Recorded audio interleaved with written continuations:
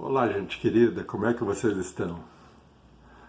Graças a Deus que estamos chegando ao final do ano, entrando nesta época do Advento, que é tão bonita. Vamos nos preparar, vamos enfeitar nossas casas, nossas vidas, para que possam anunciar a luz do Natal, a presença de Jesus entre nós, com muita fé e com muita esperança.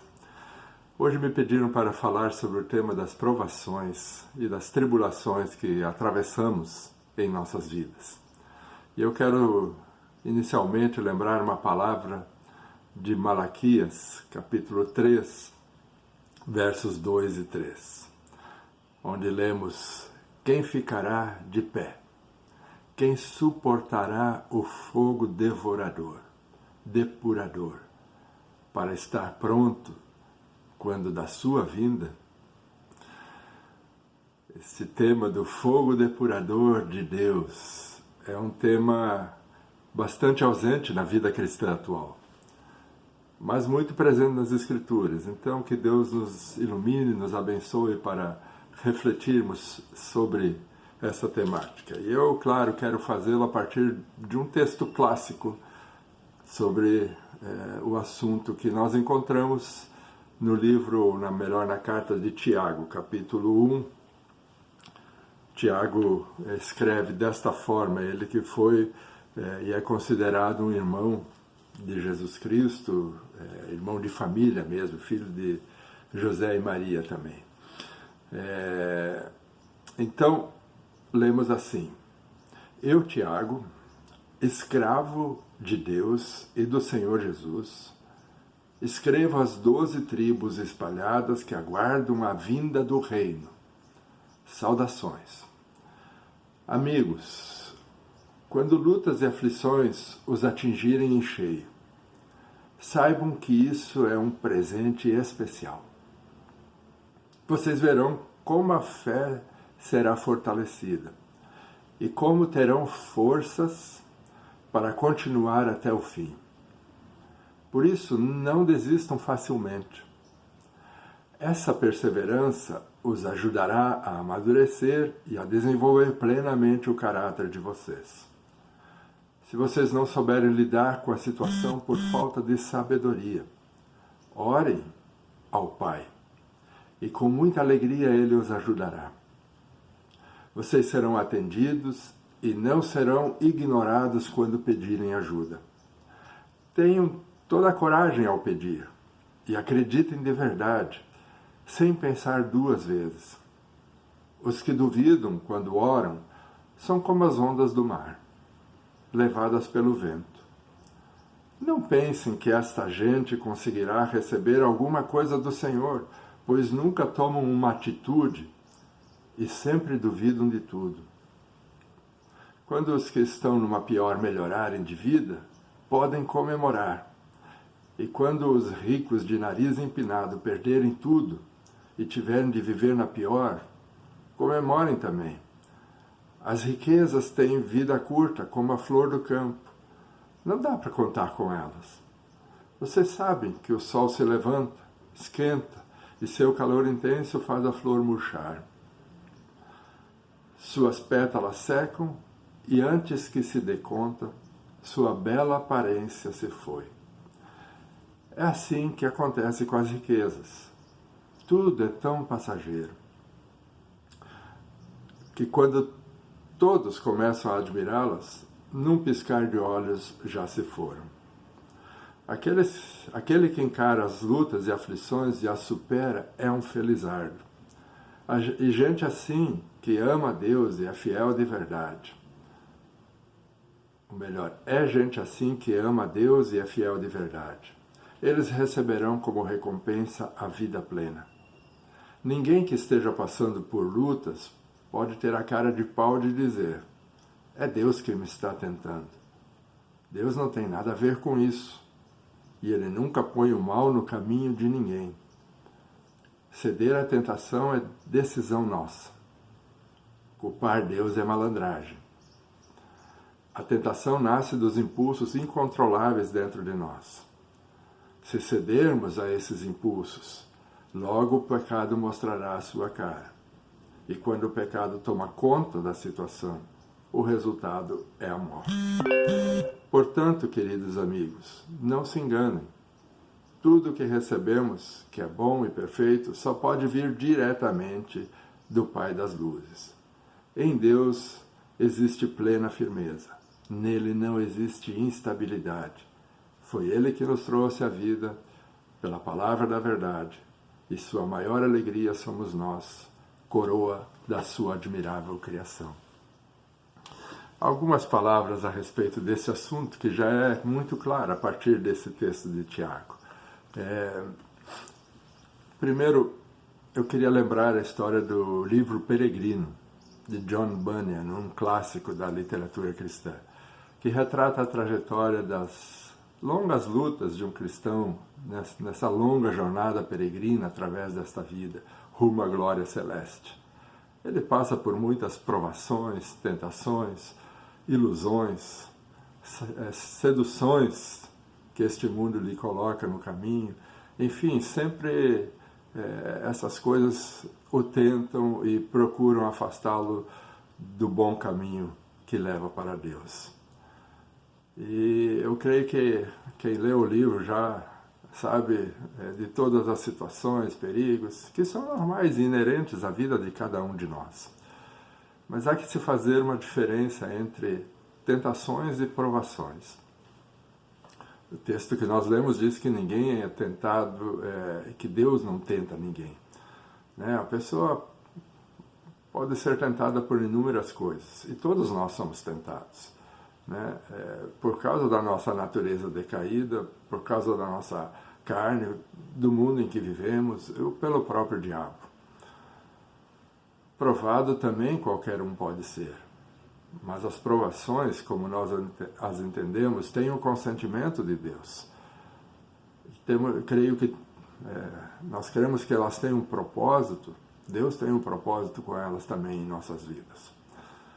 A tentação é algo que visa nos atrair para o pecado, que tem sua força na nossa natureza decaída, nos impulsos internos, como nós lemos no texto. Ela nos induz a errar, a quebrar a nossa comunhão com Deus, a nos afastarmos e cedermos ao pecado. E ao cedermos e cairmos em tentação, damos luz ao pecado, e este gera a morte. Então, a tentação ainda não é pecado. Sermos tentados não é pecado. Todos somos tentados. Cedermos às tentações e originarmos, daí darmos luz, sim, daí a Bíblia diz caímos em pecado. Lutero também diz que nós não podemos evitar que um pássaro voe sobre a nossa cabeça. Imaginem um urubu voando sobre a sua cabeça. Agora, evitar que ele sente nela e faça um ninho nela, crie seus filhotes nela, aí sim é uma decisão de cada um de nós. Já não é o caso da aprovação. A aprovação genuína visa o nosso crescimento na fé. Tem como resultado nos tornarmos pessoas e cristãos mais maduros. Tem como objetivo que possamos desenvolver a nossa caminhada com Deus, torná-la mais firme, mais forte, purificar, como os antigos diziam. Então Deus quer tratar, Ele quer retirar as impurezas que há em nós. E muitas vezes isso não é possível de outra forma senão pelo caminho da aprovação. Bom seria que não houvesse necessidade dela. Contudo, naturalmente, nós somos indisciplinados, nós somos fracos, duros de coração e muitas vezes desobedientes. E por isso, às vezes, precisamos passar pelas provações para que a nossa vida possa ser transformada. Somos também influenciados pelos desejos da carne, fortemente influenciados por toda uma gama de apelos criados por este mundo sem Deus. Eles não visam a nossa comunhão com Deus. Todas essas coisas querem nos afastar dele. Pelo contrário, muitas vezes essas situações têm apenas a nossa satisfação pessoal e a nossa destruição, a destruição da nossa fé como propósito. E aí, por vezes, Deus tem que fechar uma porta, colocar uma pedra no caminho. Enfim, usar de algum fato que nos leve a parar, a pensar, a orar, buscar o entendimento espiritual e o discernimento sobre o que está acontecendo. Vocês conhecem aquela história do purificador da prata, né? Que a mulher foi lá, queria saber como é que se faz todo o processo de purificação, e ela viu que ele ficava sentado diante de uma fornalha muito quente, né? Onde a prata era aquecida a um ponto muito alto de calor muito intenso para purificá-la. E ela pergunta, mas como é que você sabe quando a prata está no ponto? Porque ele lhe disse que se passasse do ponto ela queimava. E aí ele explicou que ele sabe quando ela está no ponto, quando ele vê o seu rosto refletido na imagem da prata. Refletido na sua imagem, refletida na prata. E é assim na provação. Quando Deus vê a sua imagem refletida em nós, Ele sabe que estamos no ponto certo. Então, gente, se você está sentindo o calor da aprovação de Deus, saiba que Ele está cuidando de você. Quanto mais intenso esse calor, mais perto Ele está de ti, mais Ele está observando e olhando para ti. Não se esqueça disso. E é nessa perspectiva que Tiago diz que nós podemos ter alegria em meio às provações. Porque quando passamos por elas, depois de aprovados, vamos receber a vida plena, a coroa da justiça. Ou como diz em Apocalipse 2:10, se formos fiéis até a morte, Ele nos dará a gloriosa coroa da vida. Uma nota só antes de concluir. É preciso lembrar que nem todo sofrimento se enquadra no conceito da aprovação. Sofrimentos têm origens diferentes. Nem sempre podemos dizer, estou passando por uma aprovação. Não.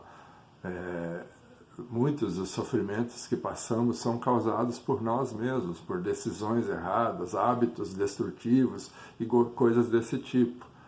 Por exemplo, se alguém fumou durante 50 anos e agora sofre miseravelmente por causa de um câncer de pulmão, essa pessoa está sofrendo por escolhas que ela mesma fez.